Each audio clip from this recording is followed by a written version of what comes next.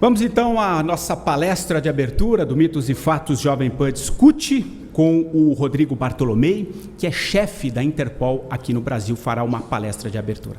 Por favor, Rodrigo.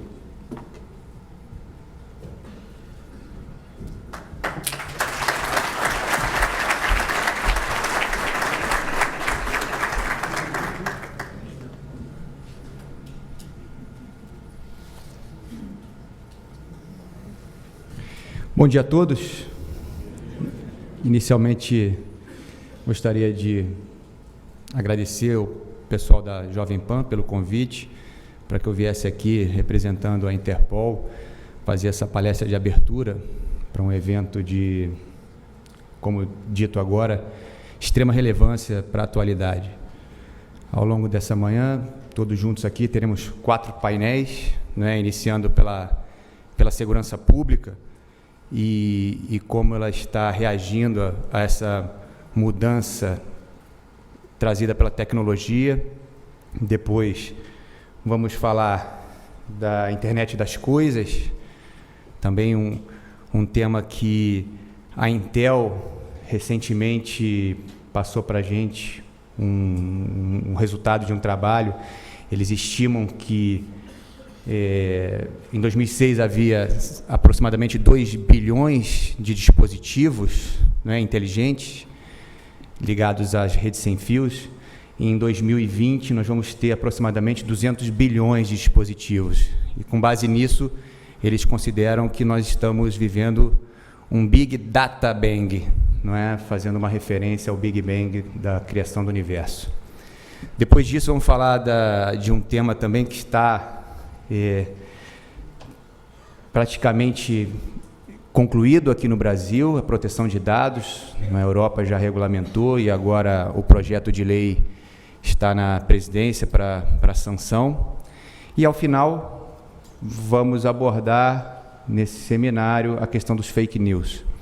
A gente viu recentemente nos Estados Unidos, se falou muito disso durante as eleições presidenciais, na disputa entre Trump e Hillary Clinton, e diante disso, aqui no Brasil, a gente se antecipou e formou um grupo de trabalho capitaneado pelo presidente do TSE, o ministro Luiz Fux, e nós, da Polícia Federal, conseguimos trazer os investigadores que participaram da investigação lá nos Estados Unidos. O pessoal do FBI veio aqui ao Brasil em fevereiro, nos reunimos, trocamos experiências, e o objetivo é justamente esse: tentar aprender com eles o que foi feito nos Estados Unidos, para a gente tentar aplicar, lógico, na medida da nossa realidade, tentar reduzir o impacto do fake news nas nossas eleições, que vão ocorrer agora na primeira semana de outubro. Bom, mas a minha função aqui hoje é apresentar a Interpol. O que a Interpol faz, como ela encara essa mudança na tecnologia, esse avanço, e a questão dos crimes cibernéticos e como eles afetam as atividades policiais ao redor do mundo. Então, para isso, eu gosto de trazer essa imagem inicial, porque, apesar de estamos diante de um público seleto, de especialistas, muita gente que está nos ouvindo pode não conhecer profundamente a realidade da internet. Eu mesmo entendo muito pouco desse assunto. Eu sou daqueles que conhecem a ponta do iceberg apenas, que é a chamada Surface Web, é um universo que nós acessamos através dos nossos navegadores, o Explorer, o Mozilla, o Safari, e o fato é que, embaixo dessa linha, a parte que nós não enxergamos, que é a chamada Deep Web, hoje se estima que ela seja um universo 5.000 vezes maior do que a internet navegável por quase toda a sociedade.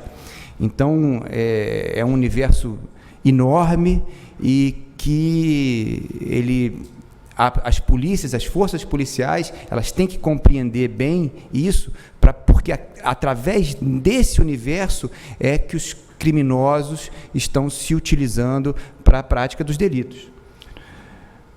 Vocês vejam que eles não utilizam, para você acessar essas páginas onde eles trocam eles comercializam produtos criminosos, eles se utilizam desses softwares, né, como o Tor, que é um dos mais famosos, o I2Pre, o Freenet, são softwares que permitem que eles se mantenham na clandestinidade, eles não têm os endereços IP e os dados dos usuários publicados, então, se ele quer acessar determinada página lá, que ao invés de ser uma .com, como a maioria daquelas que a gente acessa, é uma .onion, no caso do Tor, ele não vai diretamente ao destino, ele vai migrando de um lado para o outro através de uma teia, o que dificulta muito para a polícia fazer o rastreamento.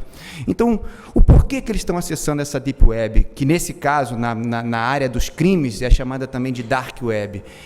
Porque eles, dentro desse ambiente virtual, eles estão comercializando de tudo. Vejam aqui um exemplo, uma página onde eles estão comercializando drogas LSD, comercializam armas de fogo, né, com preço, vocês podem ver aqui em dólares, mas também comercializam numa moeda virtual, e nesse caso o Bitcoin, que é uma moeda também desenvolvida através de um software, mineração, processo de blockchain. Não vou entrar nessa seara, não é o objetivo, a gente veio aqui para falar de segurança, mas é importante que saibamos que através dessa moeda também virtual, eles fazem esse comércio e recebem o pagamento por aquilo que eles estão comercializando.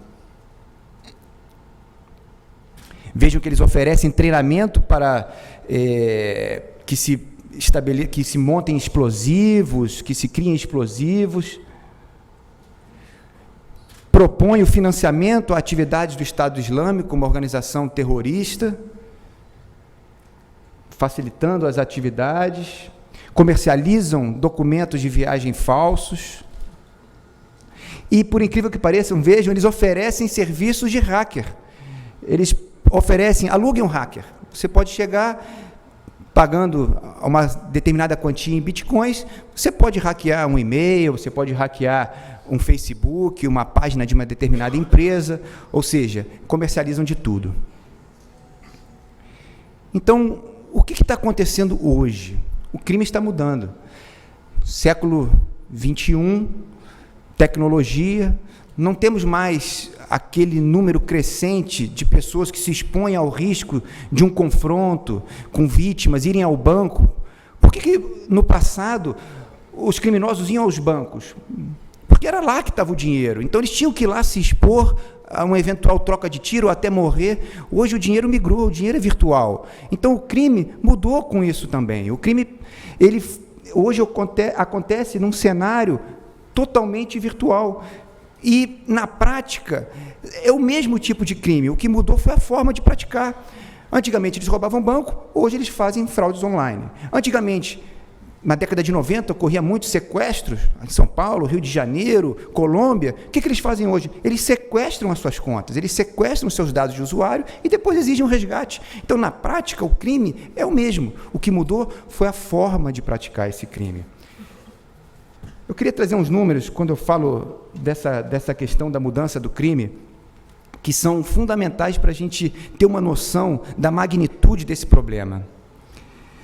A Microsoft estima que o volume de dados online vai ser 50 vezes maior em 2020 do que era em 2016. Um relatório do ano passado disse que nós vamos precisar proteger 300 bilhões de senhas no ano de 2020, senhas de internet. Hoje, todo ano, são produzidos 111 bilhões de linhas de códigos de softwares. Então, assim, quando a gente fala de números, a gente consegue ter uma noção da realidade daquilo que a gente não tinha há uma década atrás, por exemplo.